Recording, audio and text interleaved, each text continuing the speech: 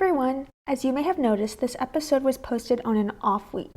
That's because this is a special episode that is geared more towards high school students, so if you typically listen along with younger kids, a heads up that they may find this episode a bit difficult to follow. That being said, we're posting this special episode in order to highlight our Atlas Summer Academy program. Run by Supernova at Dalhousie University, Galaxia, and Dalhousie Space Systems Lab, Atlas Summer Academy is a free, 2-week space engineering program for high school students in Atlantic Canada. The best part is that it's entirely free, including travel costs. So if you are interested in engineering, are going into high school in the fall, or know somebody who is, and live in Atlantic Canada, we really encourage you to apply. You can find more info by clicking on the Academy tab at atlascubesat.ca, and I will also put links to everything you would need to apply in the episode description. And now, on with the show.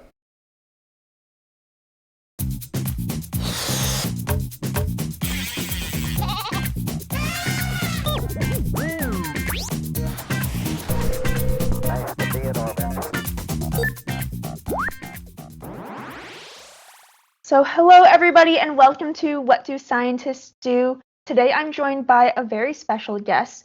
Could you give us your name and your pronouns, please? Oh, yeah, it's my name is Arad, and it's he and him. Cool. And Arad, what kind of science field do you work in? I'm an electrical engineer. Recently started doing my master's in mechanical engineering, actually. But I focus on a lot of the space systems, specifically electronics in space. So not a lot of like the rocketry stuff or big loud things. It's more about how do we make electronics work in space, because they're very difficult. It's a very difficult environment for electronics to work in, and maybe we can talk about it a bit. But yeah, my focus is more like how do we make electronics live longer in space. That's super cool. Do you have any examples of projects that you've worked on? Yeah, so for Galaxia right now, what we started doing was we started making computers that work onboard satellites. And as I said, let me give you a bit of a background, like what are the problems in space with electronics and everything. So as soon as you kind of leave the atmosphere of Earth, you start seeing a lot of things that we are not used to on Earth. Most importantly is there's a lot of radiation in space. So we have a lot of supernovas happening, a lot of cosmic rays. The sun itself has a lot of harmful radiation that we are kind of guarded and shielded by when the atmosphere of the Earth and the physics of the Earth itself. So when the sun goes behind the Earth, we are kind of protected by that. And on top of that, when you kind of leave the atmosphere, then there are big temperature swings. So if you have something up in the space and it's kind of looking at the sun, it can quickly go up in temperature. And when it's not seeing the sun, it can rapidly go down in temperature. So we're talking about like, minus 100 degrees to plus 150 degrees type of things, depending on the type of material. So when you combine all of these things together, it could be very harmful for satellites or for electronics. So what we started to do was looking at a lot of computers that are working here on Earth and find ways that we can bring them to space. And that's what we did. So we started making 2 different types of computers, and they are very capable of running fast processes. They do a lot of powerful computing, so they have a lot of application in artificial intelligence. And on top of that, we are making different types of like communication system for satellites, electrical power systems for satellites. And these are, again, kind of smaller satellites that go around the Earth, what it's called the low Earth orbit, or LEO, which is about like 500 kilometers to about 1,000 kilometers up. So these are less harsher environments, but still very harsh. So that's basically our focus. That's what we do at Galaxia. That's super cool. So you come up with engineering solutions for really harsh space conditions. Yeah, exactly. And again, the most important focus is how do we make these electronics that are made to work on Earth, and how do we turn them into pieces of equipment that work in that, again, lesser harsh environment of low Earth orbit? Because once you kind of leave that and you go beyond that, you go into deep space, you go to different planets. So you're talking about a whole bunch of different types of issues and lot harsher environments. And there are computers that are designed to go on Mars rover, and like a computer could cost about like $300,000 for just a very small piece of computer. But what we are doing is really focusing on, again, that lower Earth orbit and trying to support that field, that industry that is growing really fast by making it less expensive to do more in space. And again, hence the type of computers that we're working with that enables artificial intelligence. That's a very difficult thing to do right now in space because, again, some of the limitations. Yeah, that's really cool. What kinds of roles do those low Earth orbit satellites play? What would they be used for? They're used for everything. So most common usage of those satellites are Earth observation, or EO. So that's basically, those are the type of satellites that have some sort of a sensor on them. So it could be a very high resolution camera, or it could be some infrared camera. So you can see different things from the surface of the Earth. So if you go on Google Map, for instance, you zoom in, you can actually see the satellite imagery, and then you keep zooming in. You can also, at this point, like I was looking on Halifax the other day, blew my mind. You could actually tell the model of the car. It's like the resolution is so high that you can do these things. So these are typical Earth observation satellites. But now we're seeing a lot of IoT applications, which is Internet of Things. So you can track container ships around the world. But it's very difficult in some of those remote areas to have communication links. For example, in the middle of the ocean, you don't have any cell towers. There are no internet connections.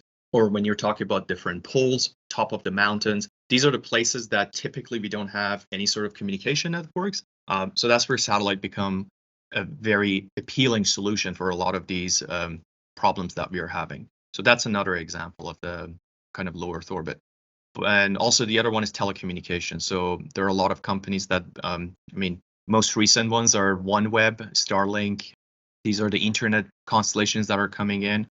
So yeah, it's becoming very, very popular as the cost of launching satellites are decreasing, as the cost of manufacturing of satellites are decreasing. And that's, again, going back to what we are trying to do, reducing the cost of manufacturing. And it's really enabling people to do really cool things. Yeah, it sounds like it's going to have a big impact on all those like everyday applications of satellites rather than the stuff that's like the really expensive stuff that only like government space agencies would be dealing with. If anybody listening is interested in going into this field or trying out some of this stuff for themselves, what would you recommend for them? So space is one of those fields. Everybody's interested in it. I shouldn't say everybody. A lot of people are interested. A lot of people are fascinated by it. The issue is it's very difficult to get into. It's very expensive. So, for example, if you're into like the aero side of aerospace, like in drones and airplanes, it's fairly easy to get a helicopter or an RC airplane and play around with it.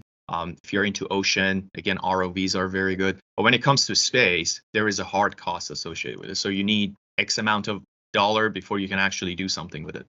So it's very difficult in that way to get into. Again, it's becoming easier and easier. But when it comes to, especially at university level, at high school level, there are a lot of interesting programs that are starting to evolve. One of the ones that started about a few years ago was the Canadian Cubesat project, which was an amazing initiative by the Canadian Space Agency. So they decided that we need to do something to really encourage people to get into this field of space. So they came up with this grant. They gave it to 15 universities across Canada. And that really ignited, I'm going to say, a generation of engineers that are going to go into that field and, let a lot of students kind of imagine and make that imagination kind of happen, because that cost that I was just talking about, that was eliminated. So that was amazing. And again, Dalhousie. So we started a team, Dalhousie Space Systems Lab, and we started working on the LORIS project, which is low orbit reconnaissance and imaging satellite. So that LORIS is Nova Scotia's first satellite that was ever built and designed in Nova Scotia. It's going to be launched hopefully by August of 2022. And if goes on schedule, becomes the first satellite that was designed and built in Atlantic Canada. So we're very proud of that. A lot of students been working on that over the past 4 years. And again, Dalhousie Space Systems Lab, LORIS, is on Twitter and LinkedIn. I think everybody should follow it. There are a lot of new updates coming out. So that's at the university level. So again, if we are also working with other universities as well within Nova Scotia. So that's one way for university students to kind of get engaged with programs like that. We're also starting a rocketry division, so it's going to focus on jet propulsion. And what I'm hoping to do is kickstart an analog kind of a division. So that's kind of going to focus more on rover systems and things like that. So with that, we're hoping to encapsulate the entire space engineering spectrum. So spacecraft division, which is again focusing on satellites, launch system, which is rockets, and then rover systems. But as I was kind of working with the Dalhousie Space Systems Lab, I could see there are a lot of students coming in and they're so excited about it, and they loved, being engaged, and they're spending so much of their time on this, which is especially for engineering students. And they're taking a lot of courses, but they are just like relentless. They're putting so much of their free time into it, and I could see the trend. And obviously these students been at high school, and that's basically when we wanted to kind of start engaging them so they're ready when they start university. That's when we started working on the Atlas program, which I'm super excited about. We're actually starting that we started last summer. We are doing the phase 2 this summer, which is going to be bigger and larger. And we brought in more sponsors on board. We have Canadian Space Agency behind it. We have Scale AI and lots of other corporations and organizations and schools. So it's an amazing program, and hopefully we get to talk about that as well. That's but that's kind of like what I see the spectrum of hopefully students and people who are interested, at least at the academia side, can kind of get involved with this type of industry. Yeah, it seems like there's a lot more opportunities than there used to be, definitely, because if you want, there are lots of projects that you're right, you can work on at home for like general engineering or electrical or things like that, but trying to do anything with space is so expensive that you just can't try it out unless you do programs like this. So that's super cool. Yes, we can talk about Atlas, because Atlas is something that Galaxia, where you are, is working on, and it's a thing that Supernova is helping out with. So it is a program for high school students in Atlantic Canada. And what will those students get to do at the Atlas program? So I think Galaxia with Supernova kind of working on Atlas was a very interesting partnership, because Supernova has a very interesting background and lots of experience in designing educational programs. And on Galaxia side, we have a lot of technical expertise. So I think that created a very interesting supernova, if you will. So the way the program is designed is very interesting. So we wanted to make sure that this is a hands-on, legitimate training program. So we wanted to make sure the students coming in, they get absolute exposure to what space engineering is. How do you conceptualize the satellite? How do you go through design phases? And how do you actually start putting things together? Obviously, it's almost impossible to do an actual thing over 2 weeks, but we try to cram as much as we can to kind of touch a spectrum of what is called a satellite life cycle.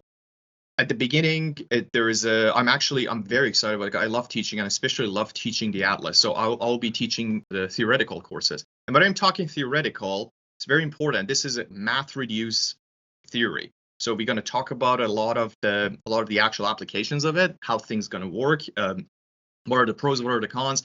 We're going to use examples, case studies of like current satellites in space.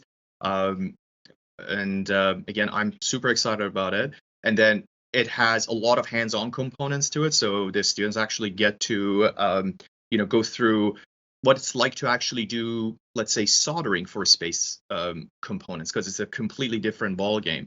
And what type of precautions do you need to take to get those things done? And when it comes to mechanical, we need to like design things differently. What type of materials do you use in space?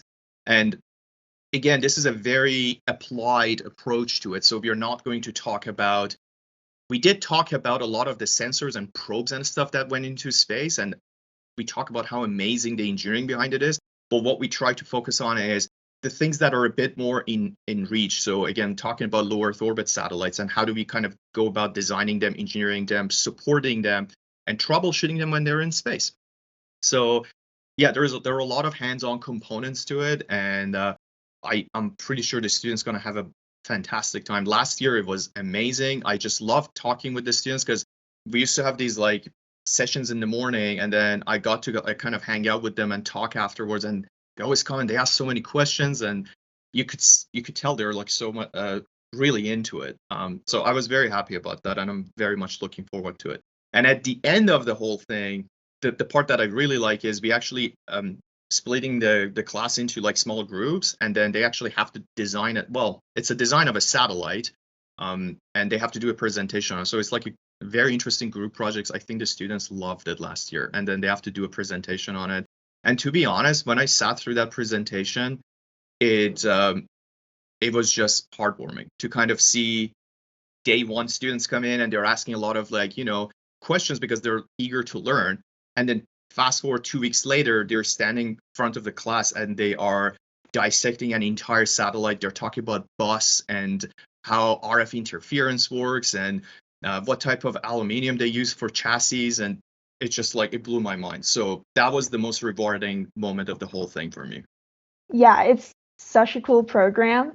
So for anybody listening, if you're interested in applying to the Atlas program, because you do have to apply, this summer there will be 2 cohorts of students, which is super exciting. So there will be 2 different 2-week groups of students who get to come in. It's open to any high school students in Atlantic Canada. If you're not from the Halifax area, there will be ways to have travel covered for you. It is fully funded, so it's genuinely open to any high school students in Atlantic Canada, which is one of my favorite things about it, because there's so many things that happen in Halifax and maybe that the rest of Atlantic Canada wouldn't have as much access to, just because Halifax is the big city. But anybody who's going into high school in September can apply to Atlas. So that's very fun. Yeah, one thing I kind of want to emphasize on that was the very fact, and kind of moving back from the technical and approaching it from what we really tried to do with the program. And that was very important, that the program would be open to anyone and everyone. And that's what I really wanted to kind of envision. And we work with the Supernova. It was the very fact that if you're interested in it, you can get in. Like after you apply and stuff. We want to make sure there are no financial barriers, so you don't have to pay for the program. Again, the accommodation, as you said, there is accommodation. The food is covered. We just wanted to make sure the kids who want to be in this program, really want to be in this program, they can make it to this program. And if it didn't work out this summer, hopefully the summer after. You have I believe, is it grade 9 to 12? Yes, so it's technically open to going into high school, so grade 10 to 12. But Okay. We've been saying that if you're going to grade 9 and you're very enthusiastic about this kind of stuff, you should still apply.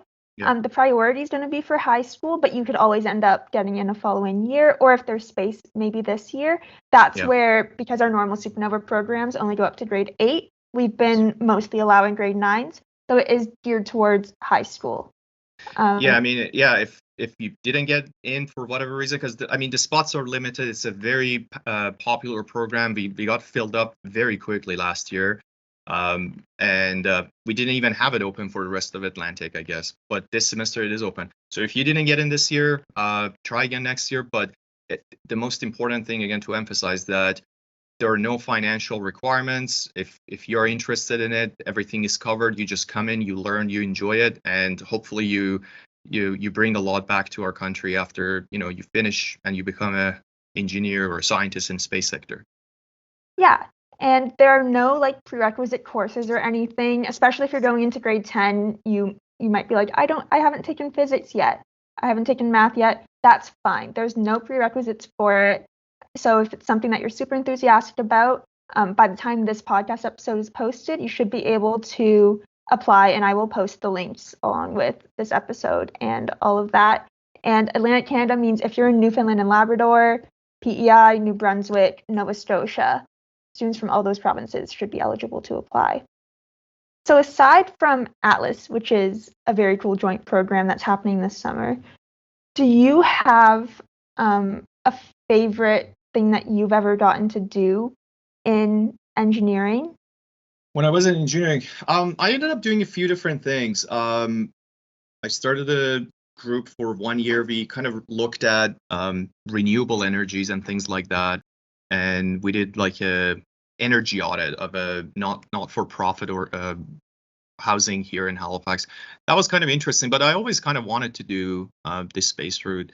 But again, the problem was, as I said again, that did not exist. There was no Atlas program, there was no Loris mission. So in 2017, I started Dalhousie Space Systems Lab. Back then, there were a few of my classmates. I pitched the idea and was like, we should do this. And they were all on board. And, we put the team together. It was like 6 of us back then. But we had no money. So we started kind of like looking for some sponsors. And again, like everybody you talk to, they're like, oh, you're building a satellite in Halifax, you're doing it in Nova Scotia, that's not going to work. So didn't have a lot of luck with that, unfortunately, because the views were just negative, and that's just not going to work, But we kind of like kept on going, and again, huge thanks to, again, a shout out to the Canadian Space Agency again for the CCP, and then that came out, and now we suddenly ended up with a big grant that supported a lot of master's students actually doing big research that were published out of Dalhousie University, and paid for design and manufacturing of the satellite, and the launch was paid. So I would say by far Loris is probably one of the most exciting things that I've done over the engineering course. So I was involved with that. We got a lot of students kind of joining Loris through their program. I think I would say very close to 200 students since the start of it went through, and as I said, like we are starting to approach our launch phase, so you can actually see the satellite. And over the past 4 years, we have gone through a massive revolution of what space used to mean in Halifax or in Nova Scotia, in Atlantic Canada, and now PI has its program, UPI, UNB has it, and MUN has it. So they're kind of like doing their own satellite teams as well. We work with them. We are in communication. So a lot has changed. And, like Galaxia, obviously, I would say there was a big component of that CCP had with it. And then after that, I decided to start Galaxia. I was more firm about it. And my motto was that space is going to happen in Nova Scotia. So we started it, and, we're thankfully growing. We have 7 employees now, and working with international companies, commercializing our product, as I said, our computers and EPS systems. And we are doing some exciting stuff that we hope to unveil very soon. But yeah, things have definitely changed, and Atlas is another one. So when I take a snapshot right now and kind of go back in 2016 and look at it, I think the landscape is absolutely different. So I'm so happy for everyone who's interested in the field. You're gonna have a good time. Yeah, so if you're interested in going into the space industry and you are living in Atlantic Canada or want to live in Atlantic Canada, it's very different from even just 6 years ago. That's amazing. Yeah. How fast all of that happened. Yeah, and Maritime Launch Services is kind of working on their launch spaceport as well. That's super exciting. And, the ecosystem is growing. And again, we can see different things. Hopefully they're up and running soon, and becomes, I don't know if some people might not know, Canada does not have launch capabilities. So we cannot launch satellites out of Canada, which is a big problem. Imagine like if we couldn't launch boats into the water from Canada. And if you wanted to put a boat in water, you had to go through other countries to do it. So strategically, that's, we are in a vulnerable position in that way. So we are seeing a lot of interesting things happening. So the landscape is changing for sure. Yeah, that'd be super cool if the main place to launch satellites in Canada was Nova Scotia. Yeah. Not of all places, just now there's lots of cool stuff happening here. And I'm sure, actually, you might know this. I'm sure, how hard is it to find launch locations on the planet? It is very difficult. Is it? It's very difficult.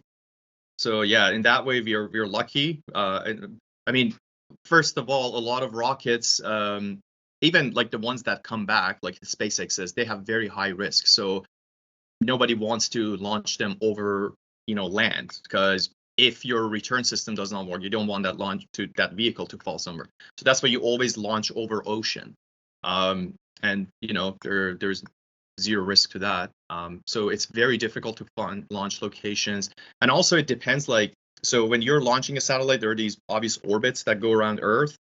And we will talk about that at Atlas, if you're at Atlas. Depending on the type of orbit that you go in, so you have polar orbit that the satellite goes from North Pole to South Pole and it just circles. And then you can keep tilting it down almost very close to the equator. So those are the orbit inclinations. And depending what type of inclinations you're going with, then your launch kind of changes as well. So yeah, Okay. it's very difficult to find those, and there are only a handful of places that people can do that stuff easily. Cool. But luckily, Nova Scotia happens to be one of them, so that's cool. Well, thank you so much for joining me today, Arad. It was very fun chatting with you. And thank you, everyone, for listening. Okay, well, thank you for having me, Jessica. It was really fun chatting with you, like always. Yeah, and again, I hope that we will see a lot of you guys at Atlas, and a lot of, if you're ended up in engineering or science or anywhere at Dalhousie Space Systems Lab. And thank you so much. Keep looking up. Space is beautiful. And I will be posting all the links to the Atlas stuff, as well as any resources that could be useful for you, along with this episode, and all over the podcast social media, which is at ScientistDoPod, as well as the Atlas social media, which is at Atlas Cubesat. A big thank you to Arad, and as always, a big thank you to everybody listening. We will be back with our regular episode schedule next week. Bye for now.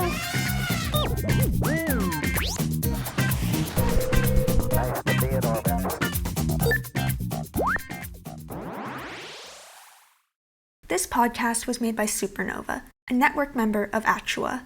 For more information on our summer camps, workshops, and more, go to supernova.dal.ca.